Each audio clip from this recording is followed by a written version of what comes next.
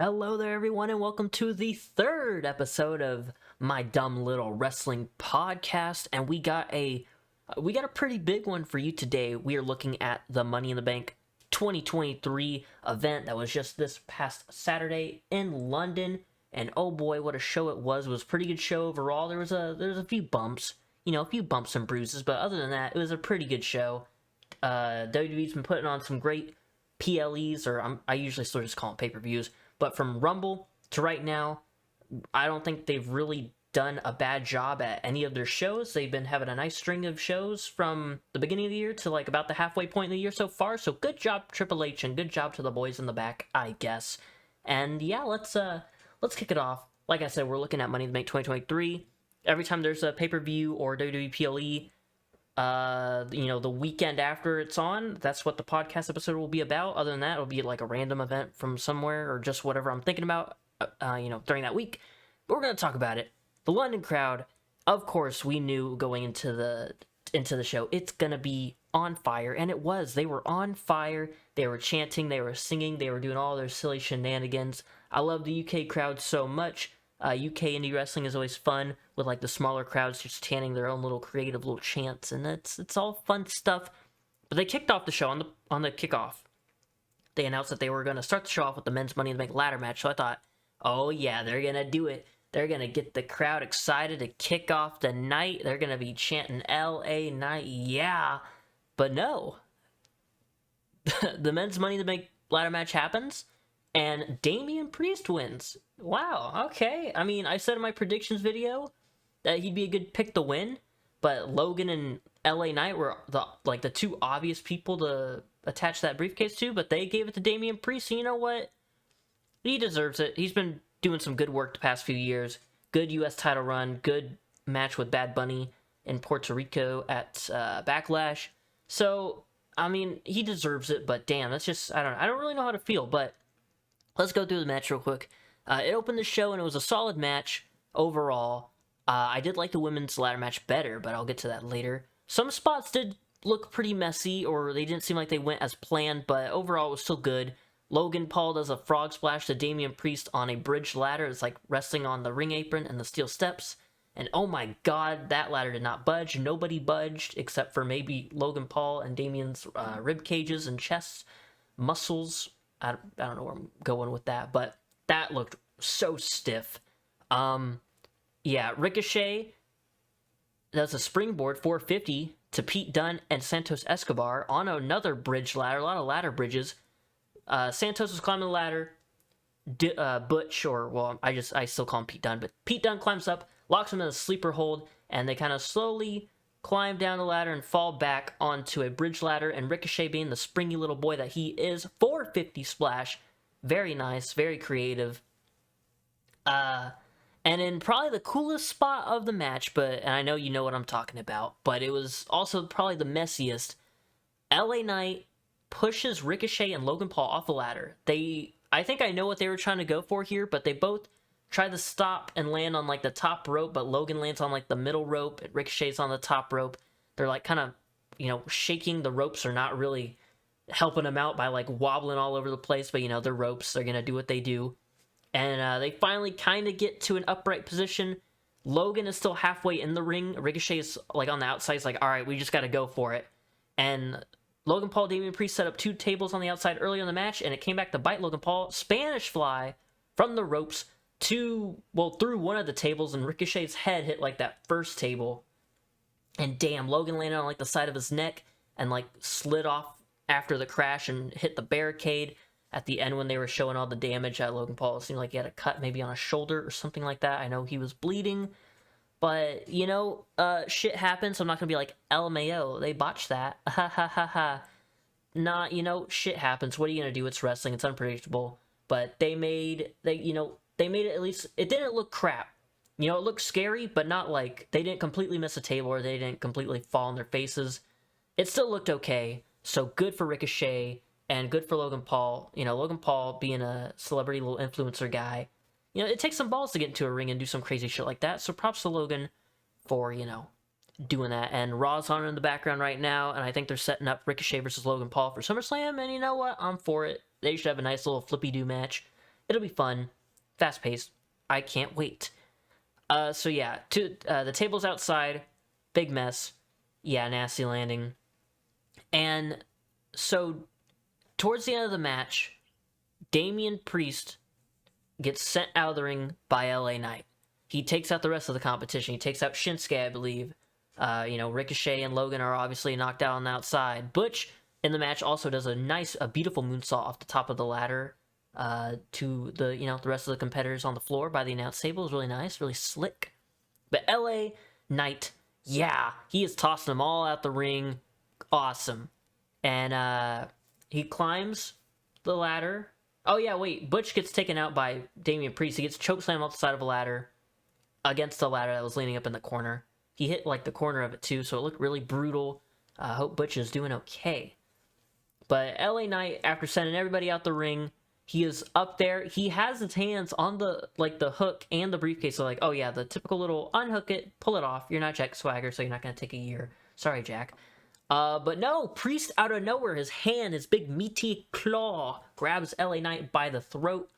And then later on, they're tussling on the ladder. A broken arrow, Damian Priest's little Falcon arrow type maneuver.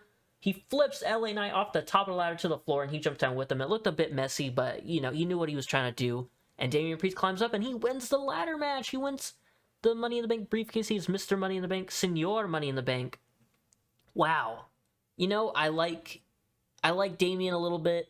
I will say his singlet, like his new look, like the pants look cool, but that singlet thing, like the little borderline wife beater t-shirt kind of thing he's got, it's just, I don't know. I miss shirtless Damian Priest. He's he's a tall muscular dude. He's slim and he's got a nice physique too. So I don't know, I don't like the little the weird shirt thing he has on. It even looks weird. There's some parts that are a bit see-through. It's I don't know, weird goth leather daddy type attire, I guess. But Damian can do whatever he wants with his little Judgment Day friends. But we're gonna move on.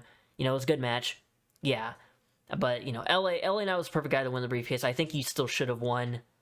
It just doesn't feel right not to capitalize on his popularity right now. But maybe they got something planned for Priest with Judgment Day and all that. I wouldn't mind seeing a Damian Priest world title run, but kind of wish it went to Logan Paul. Not Logan. Oh my god. I should slap myself for saying that. I kind of wish it went to LA Knight. But moving on to the women's tag team match. What an eventful match. Not really any match itself, but what happened at the end. The match is going okay. It is what it is. I'm still kind of typing up notes from the Money in the Bank ladder match for the men's side of things, so I wasn't really paying attention too much.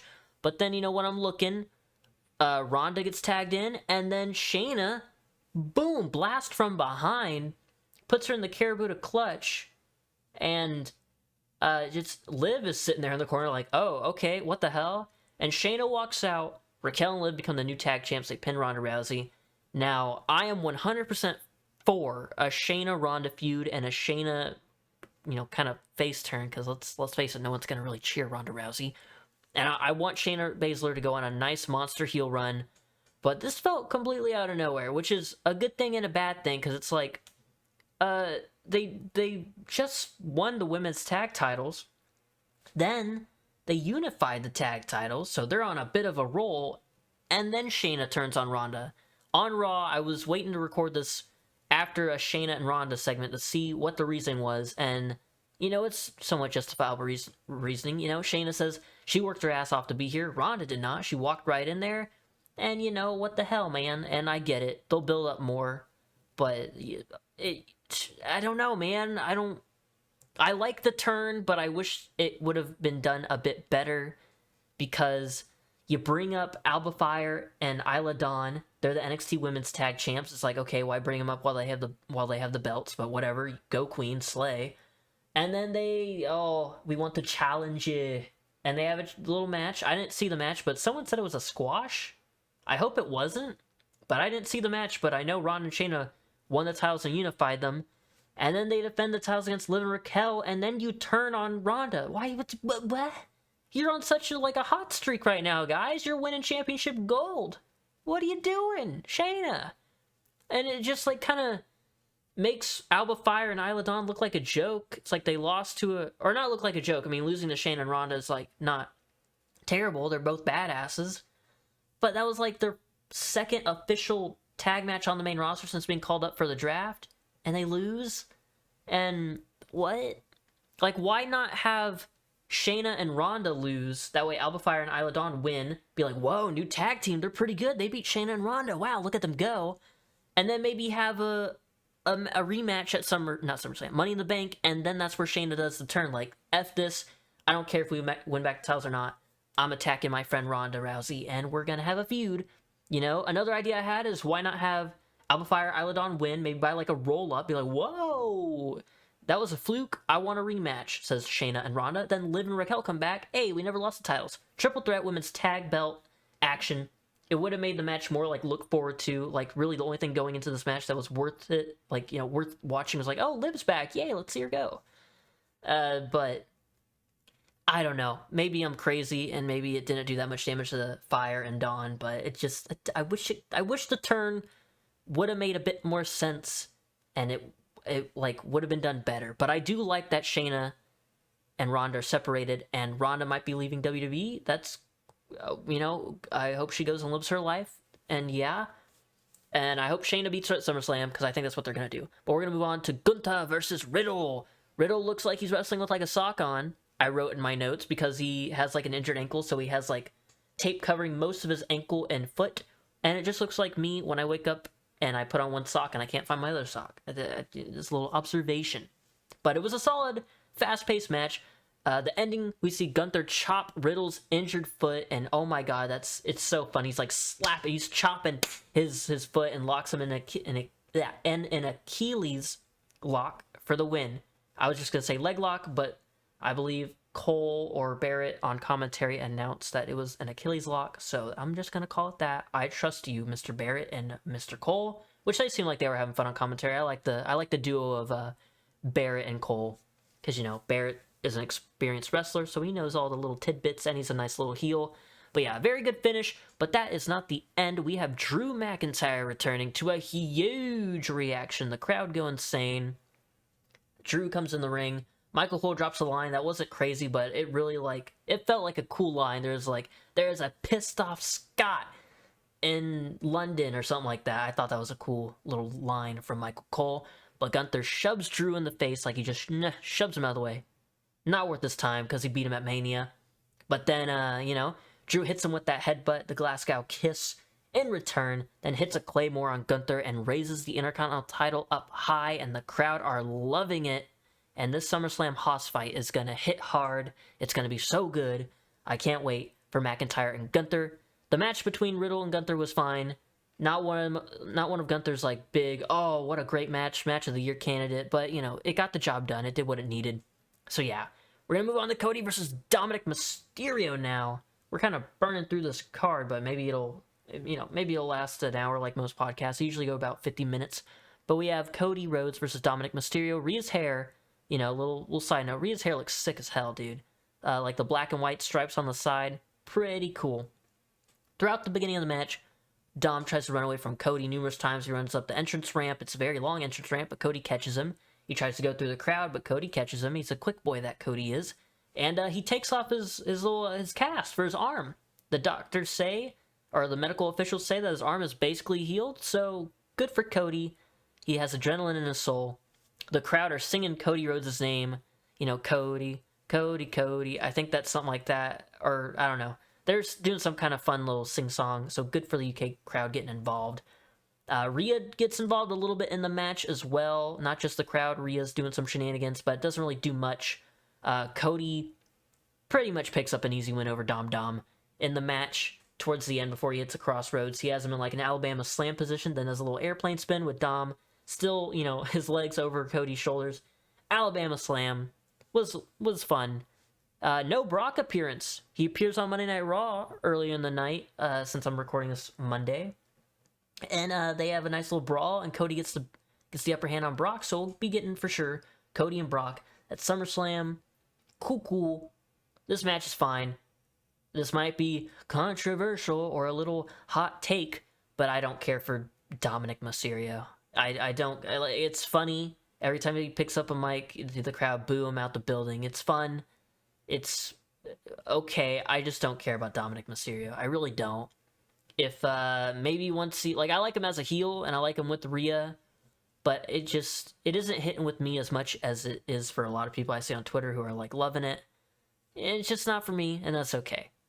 But then, you know what is for me?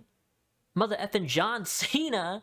What the hell is he doing here? He makes an appearance and shows some love to the London crowd. Holy crap. Cena comes out of nowhere. He's just like, hey, I'm here, by the way.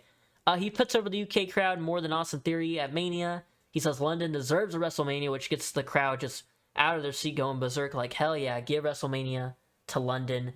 Honestly, I'd be down for it. It'll be put on a weird time. It'd be weird having WrestleMania at like 2 p.m. But hell, you know, I don't mind one bit.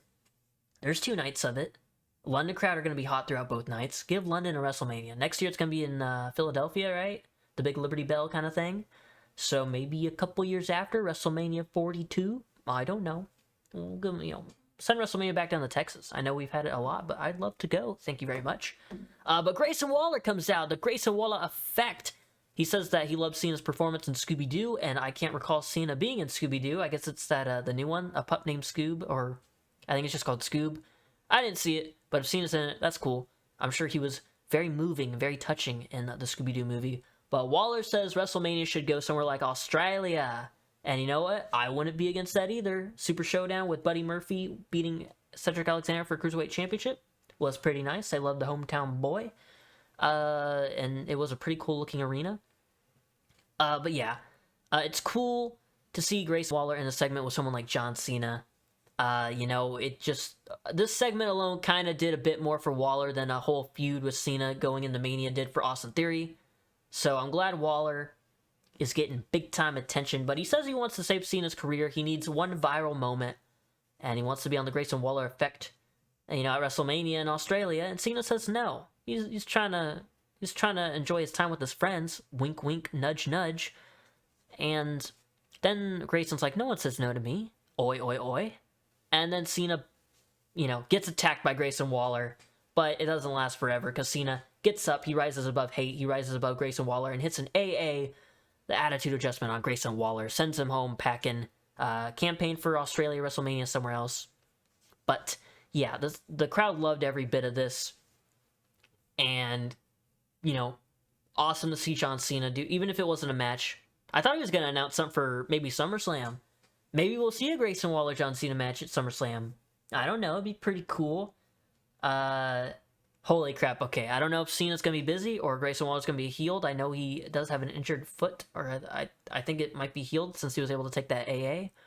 But we have SummerSlam in Detroit. What happened in Detroit with John Cena? WrestleMania 23, he comes out driving his little car, crashes through the pane of glass, faces Shawn Michaels. Pretty good WrestleMania moment. Have Cena come down to the ring, match with Grayson Waller. Grayson Waller does the little car thing. He drives the car. He drives the car through a pane of glass. And he gets out and he's like, aha, Aussie, Aussie, Aussie, yeah. That'd be beautiful. Cena can even win. Even if Grayson Waller loses to Cena at SummerSlam, it would still do a lot for Grayson. Just don't make Grayson look like a total chump. Have him play all sorts of heelish mind games with Cena leading up to the match. Boom. Probably won't happen, but I think that's a fun little thing they could do. You've already started the build-up right now. Might as well.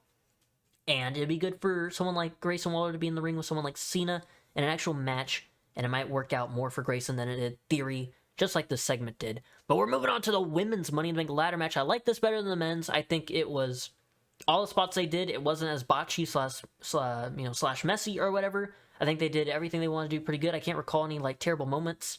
But Trish and Zoe rush Becky during the entrance, and poor Zelina in the first 2 or 3 minutes of the match is trapped under a ladder at ringside. Poor Zelina, she can't get out from underneath the ladder. It's too heavy. Oh no. Her poor ribs. Zoe shows early on that she's going to help Trish win the match. She doesn't try to win it for herself. She is helping Trish win by holding a ladder there. And yeah, Bayley tells the crowd to shut the hell up because they're singing, Bayley, ooh, I want to know if you'll be my girl. And Bayley tells the crowd to shut up. How rude. They were just asking you a question in the form of song. Bayley, what the hell? There's a very interesting little spot. It makes no sense. It's a bit extra, but it was kind of funny. There's 2 ladders next to each other, and Trish and Zelina are on both the ladders. They're punching, fighting back and forth. Trish is uh, bridged between the two ladders. You know, all that yoga really helps for spots like that. And Zelina, off her ladder, walks over Trish's back to climb the main ladder, which, okay, uses Trish as a bridge. Whatever. But yeah, we have another moonsault off a ladder like Pete Dunne did early in the night, but Io Sky hits another beautiful moonsault off the top of a ladder onto the rest of the competition. Very nice. Trish's nose is a bit, a little purple, and that's not the color your nose should be. Looks a bit damaged, and she just can't seem to catch a break when it comes to nose injuries. On Raw tonight, she was seen wearing her little face mask like in 2000 and, I want to say 2, 3? I can't remember. But yeah. So poor Trish has her nose injured, or as she said on Raw, her face broken. Zoe Stark tries to handcuff Becky Lynch to the turnbuckle. Oh boy, we got the handcuffs out, but it does not work. And they fight over by the announce table. I think Trish gets hit with a manhandle slam on a bridge ladder. It looked awful and nasty, but that, I think, takes away Trish from the rest of the match. So yeah. Zelina, holy crap, dude. Zelina and Zoe Stark, they're both climbing on the top of the ladder. Zelina hits Zoe multiple times with the chancla, the top of the ladder, and then just like Andrade to Finn a few years ago, hits a nasty sunset flip powerbomb. Zoe doesn't get as much height as Finn did once Finn hit the ladder. Zoe just kind of hit the ladder and, ooh, sick landing, but it was so good. I think this was done, it wasn't as cool looking as Andrade and Finn's, but it definitely worked out better where, the ladder didn't fall down and Finn goes launching into the air. Holy crap. That's probably one of my favorite Money in the Bank ladder match spots ever. But yeah, very nice move. Zelina, possibly MVP of this match, I want to say. Zoe, Trish, and Becky having their little feud throughout the match is pretty good. But I think Zelina did a couple of, I'd say, the most interesting things in the ladder match. So good for Zelina. She does not win, though, however, because Io Sky goes to climb the ladder, and Bayley pushes Io off the ladder. Wow. So I guess we see where Bayley's priorities are. She wants to win that briefcase. Barrett is making the excuse that, oh, she didn't know who was on top of the ladder. She just saw the ladder standing up and just quickly rushed without thinking. And okay, Wade, sure, yeah, whatever you say, buddy. But in a nice little spot, Becky still has the handcuffs attached to her wrist. So Bayley's up on the ladder trying to grab the briefcase. Becky uses the handcuffs, that part of the handcuffs that aren't attached to her own wrist, to fishhook Bayley and slowly pulls her down the ladder. Very vicious. That could be bad. Maybe Bayley doesn't have a lip piercing, but even though she did, she would have had a brand new piercing. But Io Sky, the genius of the sky, and just genius in general, goes under the ladder. Becky's on one side, Bayley's on one side, uses the uncuffed handcuff part to handcuff Bayley's wrist, and you know what that means. Bayley and Becky are stuck together opposite sides of the ladder. They can't even do nothing if they tried. Bayley gets climbed on by Io. Io just climbs over Bayley, reaches the top, sits on the ladder, and boom, pulls down the briefcase. Very nice, very clever, very creative. Probably the best ending to a Money in the Bank ladder match maybe ever. It was very nice. I liked it. Not as many dangerous spots as there were in the men's match, but they did pull off everything they tried to do without any incidents, and it was very nice. And the right winner for this match, like I said, Damian could be seen as the right winner, but I don't know. But yeah, I'm glad Io Sky got this win right here. And as she's celebrating, Bayley and Becky are just at the bottom of the ladder, just, what can they do? They're just sitting there. So very good match. We're moving on to Finn Balor versus Seth Rollins for the World Heavyweight Championship. Once again, World Heavyweight title not main eventing a pay-per-view. When will it? Probably not until Fastlane, because Roman will main event SummerSlam. I would assume Roman will main event if he even competes at Payback, because that's where he won the title about 3 years ago, I want to say. So, you gotta have Roman on Payback, so he'll probably main event it. And, which, by the way, if Roman doesn't lose at SummerSlam, but he loses at Payback, I hope no one's upset. Because, well, you did it on, a little B show, not SummerSlam? Well, first of all, I doubt he's going to lose the title at all, but why not have him win on the pay-per-view he won it at 3 years ago? That'd be pretty sick. Pretty good storytelling, but anyways, that's not what we're talking about here. Yeah, I hope I'm wrong about the World Heavyweight title not main eventing pay-per-view until then. I hope we see it main event something, at least some kind of event. I mean, cut some slack. Rollins comes out. He's wearing his goodbye yellow brick. Goodbye. Fuck, I butchered it. No! Oh my god, you'll see why I'm upset why I butchered it. But Rollins is wearing his goodbye yellow brick road gear for this match. Maybe he'll be saying goodbye to his World Heavyweight Championship. And I put, and I'm going to read it word for word in my notes, I thought this was very clever. Please read it on the podcast. Because if you didn't know, London Boy, Elton John has an album called Goodbye Yellow Brick Road. And, I don't listen to Elton John, but, I listen to him every Saturday on AEW Collision. Oh, what a plug, even though I'm not sponsored, but that was pretty clever. All right, but either way, it was a dumb little thing. I thought it was clever. But Seth Rollins does not lose his World Heavyweight Championship. No, he beats Finn, but how does he beat it? Well, Finn's not it. He's a person. Stupid. Yeah, but he beats Finn, and it was a pretty good match. Lots of back and forth. Rollins has injured ribs going in. You see some tape over his ribs because, Balor's been attacking him everywhere he goes. Like, okay, Balor, chill out now. He laughed because you got injured a few years ago, but maybe don't hold a grudge. But Rollins gets some offense in too, but Finn is just really going for them ribs.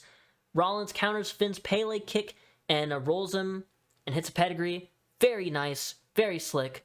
Balor kicks out of it, but Damian Priest starts walking down to the ring with the Money in the Bank briefcase in his hand. Oh my god. What's gonna happen? Balor hits a coup de grace off the announce table. Very nice.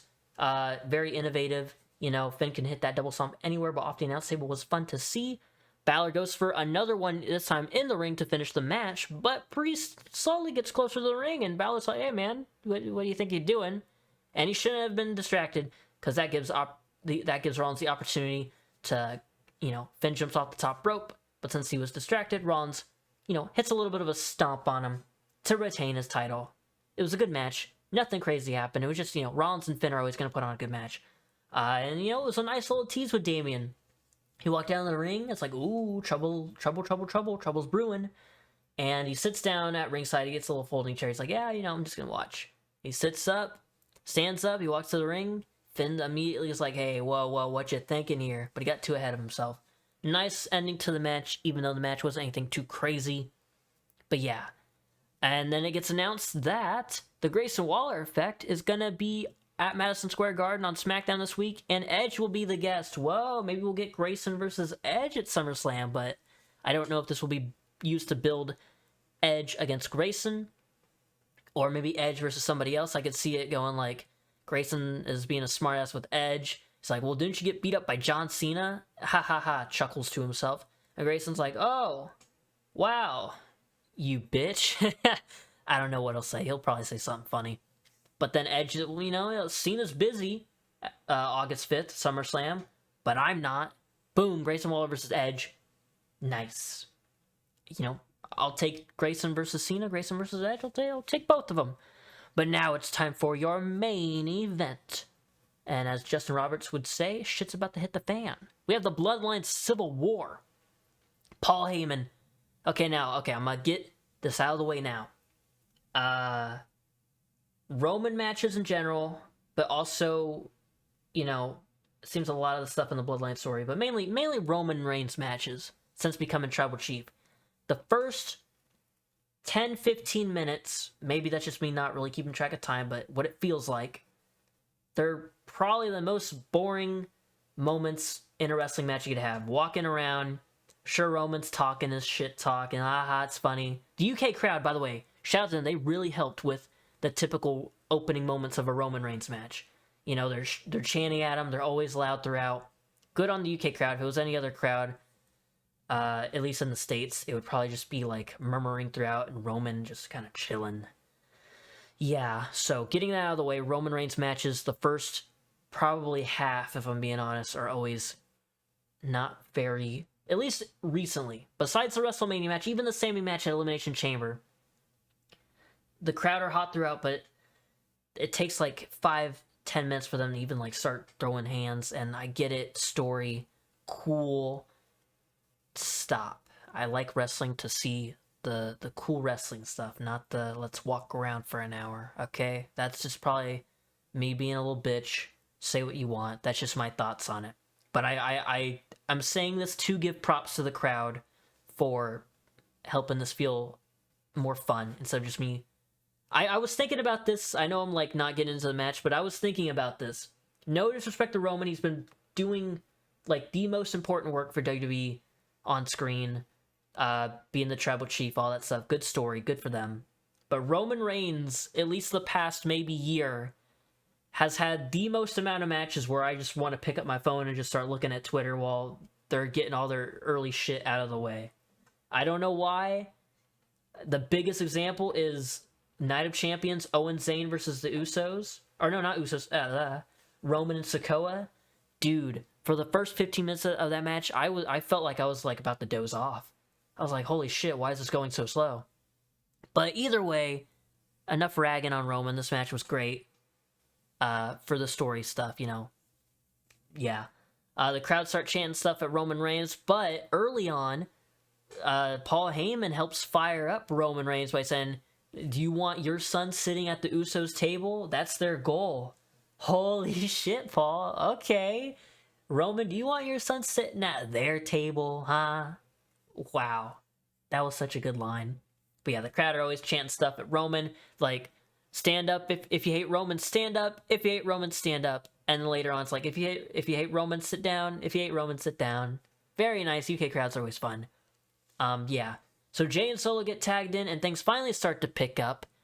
Jay is able to get the upper hand on Solo, and he hits Roman and Solo with suicide dives. Nice. But then on the second attempt for suicide dive on Roman, he gets caught with the Superman punch. And then Roman goes in the ring, spear on Jay, but no, he doesn't hit the spear on Jay because Jimmy tagged in and they countered Roman's spear with a double spear. The Usos hit a double spear on Roman. Very cool moment right there. Nice. All four men are in the ring. They start throwing hands. Jimmy hits a couple super kicks on Roman, but when he goes for the splash from the top rope, he gets caught in the guillotine, and, you know, but he doesn't tap, he doesn't pass out. Good for Jimmy, I believe it was. Was it Jimmy that got caught? Short-term memory loss. LOL, laughing out loud. But yeah, the ref gets knocked out of the ring at one point because that's, you know, a staple in big main events in wrestling. So it's whatever. So there's no one there to make the 3 count when the Usos hit the 1D. Oh my. We have a double Uranagi. Solo has one Uso. Roman has the other. Double Uranagi, very nice. And then a very, very simple but very slick double team maneuver. Solo Sikoa hits a spike and Roman hits a spear. It was a nice little combo at the same time. And they have the Usos stacked on top of each other. 1, 2, kick out. Roman is in shock. Solo's looking at him like, okay, man, we get it, but let's kind of regroup now. But damn, that spike and spear combo was so good. They're gonna add that into a 2K game in a few years probably, and I'm here for it. It's just as slick as like the Ziggler and Drew McIntyre Claymore zigzag combo. I love when wrestlers have 2 finisher moves that like can just be done at the same time without getting in the way of one another, and they can do it together. It looks so flawless. So that was really good. Probably, you know, besides the ending, you know, probably highlight, just small little highlight. But yeah, Roman's in shock because the Usos were able to kick out. Solo super kicks Jimmy onto the announce table on the outside. You know, he's like, all right, we're about to kill this guy. He goes on the barricade and he jumps off for a big splash, but Jimmy moves. It looked like Solo just banged his head off the table and then it imploded under him. A very nice little announce table breakage, I guess you could say. It looked very nice. So yeah, Jimmy moved out of the way. Solo goes through the announce table. Roman is able to hit a spear on Jay. They do a couple, you know, super kick, Superman punch. Roman hits a spear on Jay. Jay kicks out at 2. And when he gets his arm up, low blows Roman Reigns. Maybe it was intentional. Maybe it's, you know, just where his arm was. Can't blame the guy. Instinct to kick out. So Roman hit right in the nether region because of that kick out. Then we have a super kick party. And then Jay jumps over Jimmy big splash on the Roman Reigns. 1, 2, 3. Jey Uso, first man to pin Roman Reigns since December 2019. Would you look at that? Would you look at that? So, pretty good stuff this match was. There was a thing on Reddit earlier. I don't like Reddit very much, but if I see a little wrestling related post about like, hey, here's a question, I see what all the comments are, because comment sections are the most interesting things, even though sometimes they're filled with vile garbage. But I saw, a thing, and they're asking what was the better match, Will Ospreay and Kenny Omega at Forbidden Door 2 or Bloodline Civil War? And me being the AEW mark that I am, I had no problem saying Will Ospreay and Kenny, but WWE loves doing huge ass stories, and it kind of takes over the majority of a wrestling match, and that's not a bad thing at all. So this match, people are probably gonna say it was such a good match, but really the story and the last 10 minutes were really good. I just, that's my 2 cents on it. So I don't want people going down in history and overhyping this match. But this moment, not the match, but the moment of Jey pinning Roman will be forever remembered. Record breaking, I guess you could say, since, no one's pinned the guy in fucking 3.5 years. So shit, put that shit in the record books right now. Give Jey a gold medal. Jimmy was there too. Give him a medal too. He deserves one too. He put in some effort. But yeah, so, are we getting Jey versus Roman at SummerSlam? I don't know. I'm mainly just kind of being a little dramatic or whatever right now, because we still got like 20 minutes until I'd hit like the typical limit for the podcast. But if we ended early, we ended early. You don't want to hear me ramble for 20 minutes. But yeah, I don't know if we're going to get Jey and Roman at SummerSlam. It'd be cool. But man, yeah, Jey just pinned Roman. But can we honestly see Jey Uso being undisputed, universal, whatever the fuck, triple belt man holder? Yeah. I would love to see Jey Uso win, but would they put the title on Jey Uso? I don't know. It's really not like a Kofi Kingston moment of, holy crap, he's been here for so long. He's finally getting his opportunity to make a name for himself. Not make a name, but put on a really championship-worthy performance, and he beats Daniel Bryan at Mania. It's not really one of those. It's he's still a tag guy for the most part. He had the main event Jey Uso stuff, but he's kind of gone back into tag guy. He was Roman's bitch for a bit. Him and Jimmy were his henchmen, basically. Every time he'd have a big match, Uso! And then interference, and, that's what we hated about the Cody Roman match at Mania. So, would Jey win the big one at SummerSlam? I just can't. As much as I would, enjoy a nice 3-month-long Jey, you could have Roman even beat him, win it back from him, honestly. Oh god. I don't know how I'd feel in the moment, but, I wouldn't mind seeing Jey have a nice little 3-month title reign. But I don't know. I feel like now the prestige has been raised on the Universal Championship. I think they're gonna, if Roman loses it whenever, I think they'll revert it back into the WWE title. I hope to God they do that. That black and gold looking belt thing, the mustard color. It's not even gold. It's like a yellow cane sauce. Have you ever had raisin cane sauce? But yeah, it just, I don't know. It looks off. It looks kind of cool, but it looks off. But I hope it just goes back to being WWE title. We had the World Heavyweight title on Raw. WWE title, put on SmackDown. Retire the Universal title. That's Roman's belt. It's not the Fiend's belt. It's not Goldberg's belt. I would have loved for it to be Kevin Owens and Finn Balor's belt, but that just, that happened. That stuff happened. But yeah. Oh yeah, Braun Strowman held it too. Oh, can't forget about Braun Strowman. But yeah, retire the Universal title if Roman loses, but that's besides the point.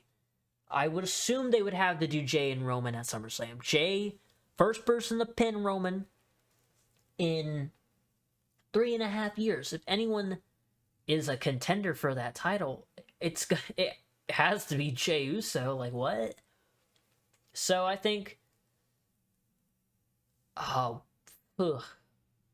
because if you do the match and Roman wins, it's okay, you can't take it away from the Usos that they beat Roman Sikoa. But also, then what happens? Roman's just by himself? Maybe Roman and Solo stick together. Maybe Solo leaves Roman around Rumble. Something happens to Heyman before Mania. That way next year at Mania, Roman is like, his whole family, his whole bloodline is broken. That'd be something. But I don't want to see Roman hold the belt for another, however many months until Mania. Yeah. Whoa, Raw's on in the background. Rollins just hit a pedigree on Dominic Mysterio. What the hell's going on? Wait, I missed it. I think he just beat Dominic, and Finn Balor's out there arguing with Damian. Well, okay, anyways. So yeah, it was a great show. Yada yada. I don't know what they're gonna do with Roman. Like I was saying, I don't want him to hold the belt till Mania, but if that's what it takes for Cody to beat Roman, oh well. I don't know. But yeah, great show. There's a few iffy moments, but overall, I think it was pretty eventful. Match of the night for me, like I said. Or wait, no, I didn't say it was match of the night, but my favorite match of the night would probably have to be the women's ladder match. Very creative finish. Night spots. It would have been the men's if LA Knight maybe had won, and also a couple of the spots would have been cleaner, I guess. But I think the women knocked it out of the park. Very nice. John Cena was a nice surprise. Damian Priest winning, regardless of how I kind of feel about it, was a surprise. Maybe not a great surprise, but a surprise. So there you go. Bloodline Civil War was eventful, and the crowd kept the energy up throughout. Yeah, man. Pretty good. I think we might actually get Jay and Roman at SummerSlam. I'm just reading off my notes right now. I think we might actually get Jay and Roman at SummerSlam. Jay's first person to beat him 3.5 years, so if anyone's the next in line, it should be him. Will he win? Probably not. If he did, though, I wouldn't mind seeing I wouldn't mind seeing Jay as champion for a few months. Yep, didn't even have to read that back. That's still how I feel. Yeah. So, that's Money in the Bank for you. If you're listening and you're at this moment, you can click off now. But since I got 10 more minutes, I want to rattle off a dumb little theory. Maybe I'll do this at the end of every podcast. Dumb little fantasy / idea or thought, I guess you'd say. Cody's been going off about, I want to finish the story. Winning the WWE Championship, it's the title my father never won, yada yada. I think that's like the whole thing. What if, he's lying? What if finishing his story is leaving AEW, coming to WWE, look at all the merch he's pushing, look at all the love and support he's getting from the fans. What if he goes his whole, I think he's maybe signed for I don't know if they ever announced it, but I think maybe 3 years, I guess. That's about as long as a typical contract, I think, for wrestling, 3 years or so. He stays the 3 years in WWE. And people are like, okay, yeah, Cody's gonna resign. He'll probably even retire in WWE. Maybe he might make a couple appearances in AEW. Maybe if they'll let him. But Cody doesn't resign with WWE. He goes back to AEW in 3 years' time. Maybe 2.5 years' time now, maybe. I don't know about all the injury time he had off. The true ending to Cody's story, re-signing with AEW, this time in his contract, he's like, hey, I'm signing a new contract. Get the I Can't challenge for the AEW title bullcrap out of here. Cody Rhodes versus AEW champion at the time. It would tickle my fancy if it was Malachi Black, just for story purposes and because I fucking love that man. Cody's finished story does not involve the WWE title that his father never won. It involves winning the title of the company he helped started, that he screwed himself out of by making that stipulation against Jericho at Revolution, when he busted his head on the ramp. You know that one. Boom. Cody Rhodes finishes his story by going back to AEW, winning the AEW World title from, just bonus Malachi Black, who fucked with him pretty hard when Malachi debuted. That's not the case at all, but I thought about that a couple days ago. Maybe some other people have as well. But how fucking funny would that be? Coming to WWE, not winning shit there, except for, obviously win shit. But, it's like, damn, Cody didn't win that WWE title. What's taking so long? I only have this thought, by the way, because they should have pulled the damn trigger on him at WrestleMania and have Cody win there. I get adversity. We need Roman to have 1,000 days because he's so cool and handsome. I get that. Good for you. Push the numbers. Push your record. Whatever. Cody should have fucking won at Mania. And I'm tired. This is just me being a bit dramatic. I don't give a shit what anybody thinks. You're allowed to like and want what you want. But I'm seeing a lot of people on Twitter and people going, oh, you know, the more that time goes by, I'm fine that Cody didn't win. And that's great and all. I'm not super pissed about it either, but at the same time, why the fuck do you not have him win? Why? Why do that? You can do all this bloodline stuff without the title. The first bit of Roman's family crumbling, Usos lost tag titles, Roman lost his title. Okay, shaky foundation going on right now, but we can regroup. Usos lose their rematch. Okay, fuck you, Usos. I'll win the tag titles back from us since Cody took the main title and he's over on... Oh no, Cody should split the titles. Yeah, fuck that. Whatever. Anyway, sticking with the bloodline. Then do all this stuff now. That way Jay could beat Roman at SummerSlam this year, and the title wouldn't be in the picture. So Jay just gets his nice win over Roman, doesn't have the weight of the WWE Championship on his shoulder because damn well we all know, I mean, Triple H is okay at the booking thing. He's done a few questionable things, but I don't know if they're going to be able to book Jey Uso as a good champion. Like, I know it was under different, booking people, like Vince was there, but Kofi had his big moment by winning the WWE title, but his reign, although it was lengthy and I'm glad he held it for a good chunk, his reign was kind of fucking He faced Orton like 800 times. He faced Ziggler way more times than he should have. Who else? He fought Joe and Kevin, I think. I think he just fought Kevin. I don't know. And then he lost to Brock in 4 seconds or whatever the fuck it was. 6 seconds.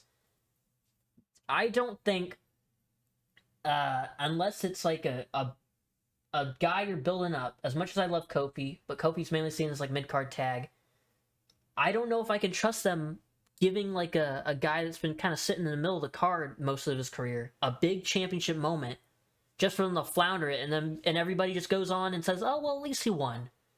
I don't think that's good enough. I think you need to give them a special run, that way when they lose it, and if they never win a world title again, you can say, hey, he was a one-time world champion, what a fucking great run that dude had. Good for him.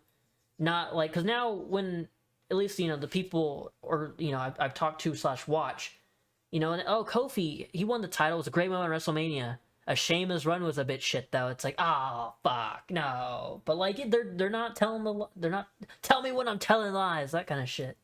That's just me doing my dumb wrestling fan rant. This all creeped up on me while I was doing this podcast. I realized I had extra time, so I'm like, that's just how I feel. But either way, enough with the negative. I'm complaining about bullshit. Enough with the dumb fantasy booking Cody winning the AEW stuff. I just think that's funny. I'm not even serious by any of that, so I hope no one gets mad. It's like, oh, that's so fucking stupid. But that just would be so fucking funny, honestly. But yeah, Money in the Bank was a good show. I love the crowd. The crowd were the star of the show. Also, I don't want to end it on a negative note, but it also is like, I want to, say something about it. Triple H during the press conference was like, oh, I love doing these small little LED board stages with the long ramps. That way, the fans are the star of the show, not some nice big entrance stage. Shut up, Triple H. I love you. You've been doing great booking stuff for the most part. But shut up. There's 2 reasons why. 1, you don't have a big stage. You do the long ramp. Fit more people in attendance. Get a few extra couple $1,000, I guess, in your pocket.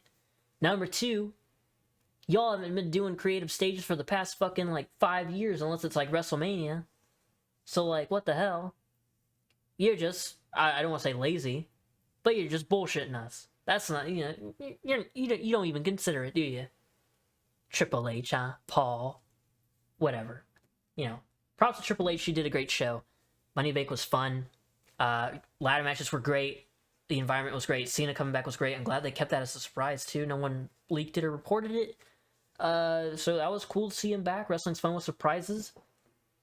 I don't know if you hear the fireworks going off. It is about to be 4th of July in 2 hours for me, so that's cool. But I will see you all. I want to get a video out this Friday. I like doing podcast Wednesday. Video of whatever the hell I'm working on Friday. But I haven't started on anything because I just haven't thought about what to do. It might be another ranked video. I don't want to just do only tier lists, even though I love all the support I've been getting on the Raw, SmackDown, AEW tier lists, Money in the Bank winner tier lists. They've all done pretty good view-wise for my small little channel. So I appreciate y'all. But I don't want to be known as like, oh, he only does tier lists, even though they're, they're easy to make and they're fun to like rattle off a bunch of names, bunch of people and see how they do. But yeah, that's gonna be it. So I don't know what will be out Friday. If nothing's out Friday, guaranteed a short, fun little video will be out like a Sunday, and definitely next week will be a video. I don't know what's gonna be out Friday. So enjoy this podcast and enjoy whatever else the hell comes out this weekend. Make sure you subscribe. I'm trying to get this channel to 1,000 subbies. Subscriber count is going up. When I started working hard on the wrestling stuff, it was only at like not even 50, and now we're almost at 200. So pretty cool in a month's time for my little channel. So cool beans. I will see you whenever I see you. Goodbye.